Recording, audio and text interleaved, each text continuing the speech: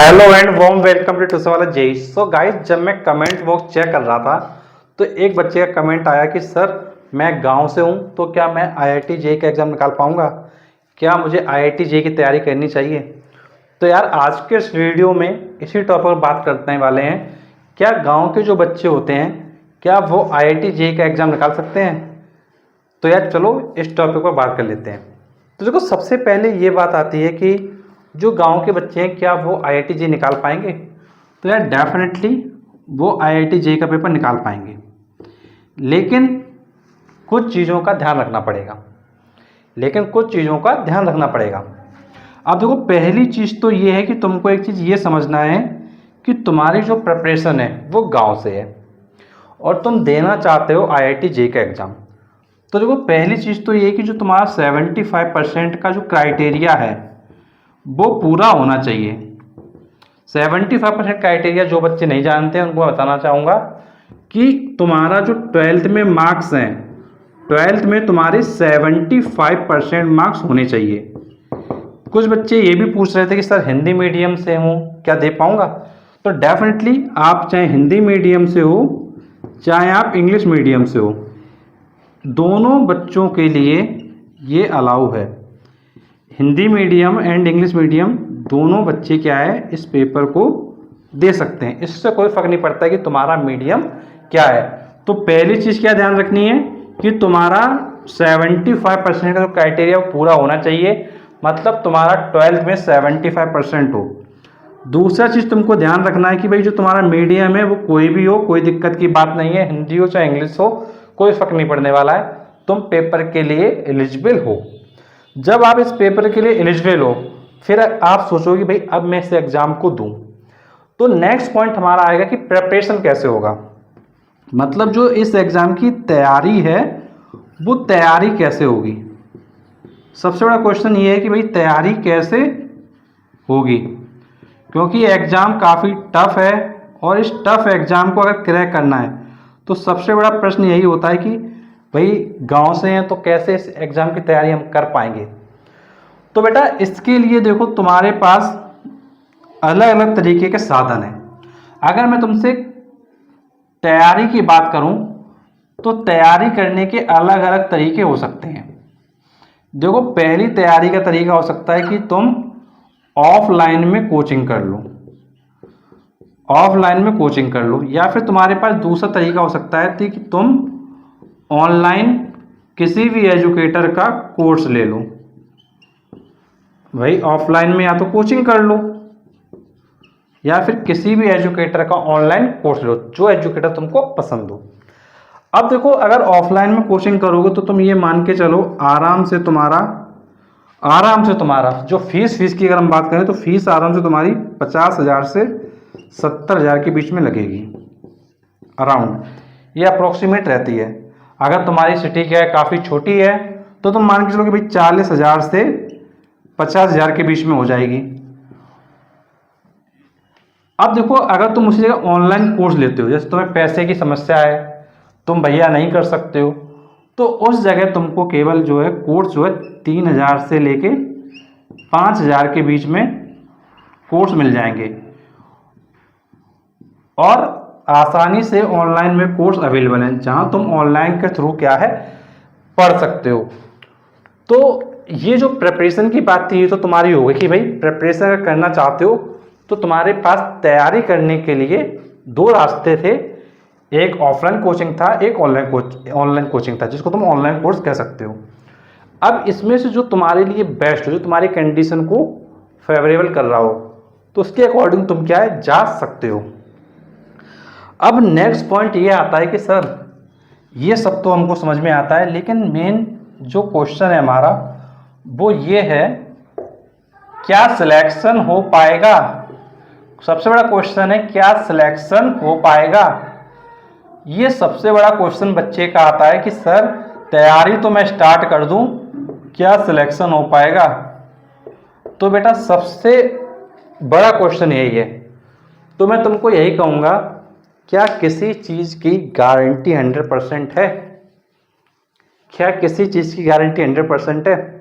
नहीं है किसी चीज़ की गारंटी 100%, लेकिन इस चीज़ की गारंटी है, जो बच्चा मेहनत करता है अच्छे से उसका डेफिनेटली हो जाता है। अब देखो, तुम में से कुछ लोग ये भी कह सकते हो कि सर मेहनत तो बहुत करते हैं लेकिन कई बार नहीं भी होता है, ये भी बात सही है।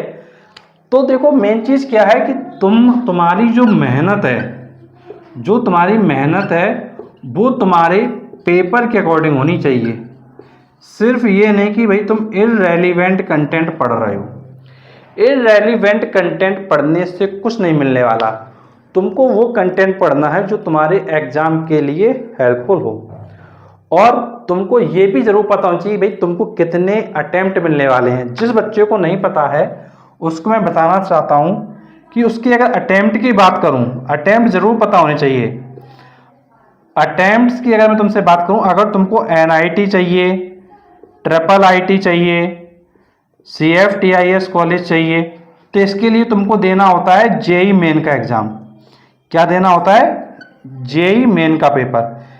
इसमें तुमको 3 साल मिलते हैं, लगातार 3 साल मिलते हैं।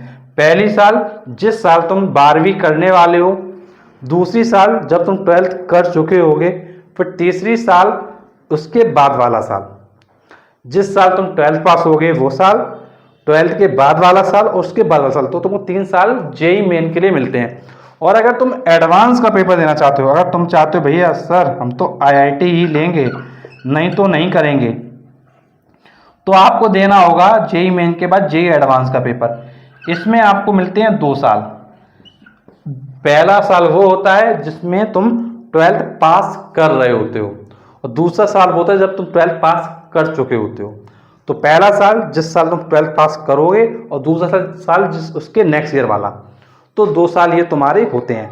अब देखो, इसके बाद अगला क्वेश्चन आता है कि सर हमारे साथ एक समस्या है कि मान लो हमने IIT निकाल लिया, मान लो हमने IIT निकाल लिया, तो IIT निकालने के बाद फीस कौन भरेगा, फीस कहाँ से मैनेज होगी?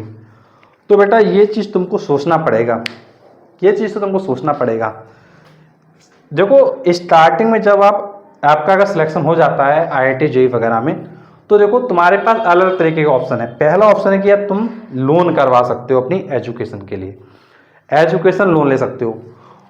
और दूसरा तुम्हारे पास ऑप्शन होता है कि भाई तुमको शुरुआत में फीस भरनी पड़ेगी, और तुमको पता है कि भाई तुम एक गरीब परिवार से हो। एक गरीब परिवार से तो इसका मतलब क्या है कि तुमको स्कॉलरशिप जरूर मिलेगा। तो तुम मान के चलो कि स्कॉलरशिप में जितनी ट्यूशन फीस होती है अराउंड वो वापस क्या हो जाती है।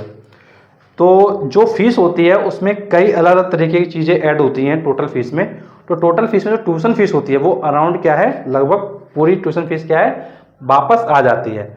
तो कह सकते हैं कि भाई कम पैसे में ही तुम्हारी जो बीटेक है IIT से वो तुम्हारा हो जाएगा। फीस की कोई बहुत बड़ी विशेष प्रॉब्लम नहीं आएगी।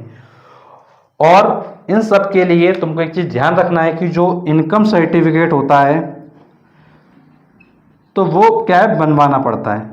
जो आपके फादर का इनकम सर्टिफिकेट होगा वो आपको क्या है, बनवाना पड़ेगा, तभी आप स्कॉलरशिप वगैरह का क्या बेनिफिट उठा पाएंगे और आप उस दायरे में आने चाहिए जिसमें स्कॉलरशिप मिलती है।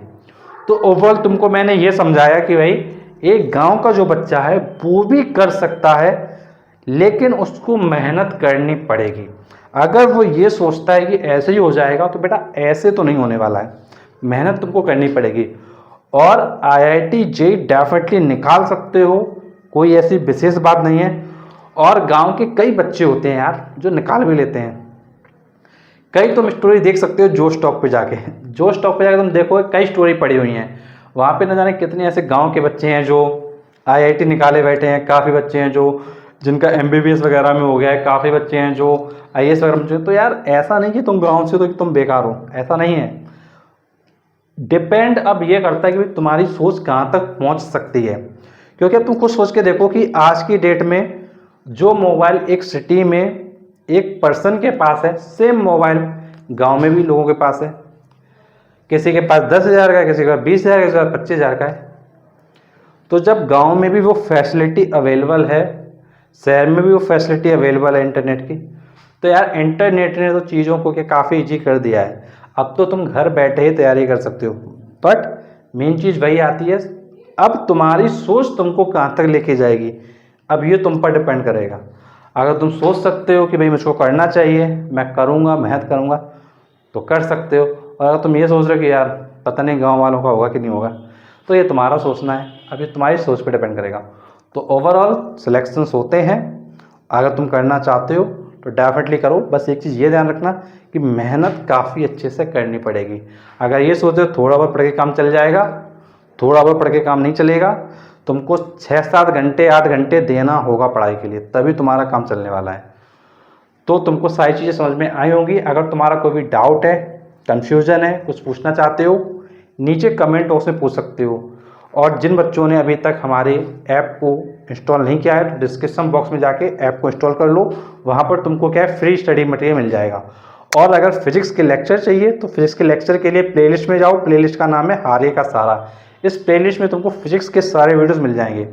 तो चलो आज के वीडियो हम लोग यहीं एंड करेंगे, मिलेंगे आपसे नेक्स्ट वीडियो में, तब तक thank you so much for watching this video.